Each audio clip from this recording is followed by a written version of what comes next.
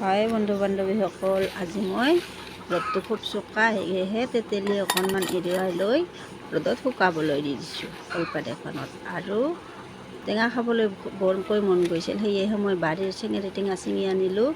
আৰু ইয়াত ভালকৈ ধুই মই চচপেন এটাত অকণমান বইল হ'বলৈ দিছোঁ। আমাৰ ফালে চেঙেলী টেঙা বুলি কয়। এয়া মোৰ বইল হৈ গ'ল। আৰু আনফালে এখন কেৰাহীত মই মাছ কেইপিচ ফ্ৰাই কৰি ল'ম। মাছ কেইপিচ ফ্ৰাই কৰি লওঁ। আৰু চেঙেলী টেঙাখিনি বইল হৈ অহাত মই এয়া ভালকৈ এটা বাতিৰে মিহিকৈ পিটিকা কৰি লৈছোঁ। আৰু আনফালে এখন কেৰাহীত মই মিঠাতেল, আদা, নহৰু, পিঁয়াজ, জলকীয়া, নিমখ, হালধি দি ভালকৈ ভাজি লৈছোঁ। তাতে দিম মই এতিয়া এই চেঙেলী টেঙাখিনি, বইল কৰি লোৱা চেঙেলী টেঙাখিনি এতিয়া দি দিম।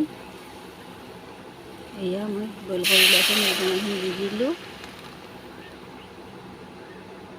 আৰু ভালকৈ উতলি অহাত মই দি দিলোঁ মাছ কেইপিচ দি মই 10 মিনিটমান উতলিবলৈ দিলোঁ। তাৰপিছত দিলোঁ অকণমান ধনিয়া পাত।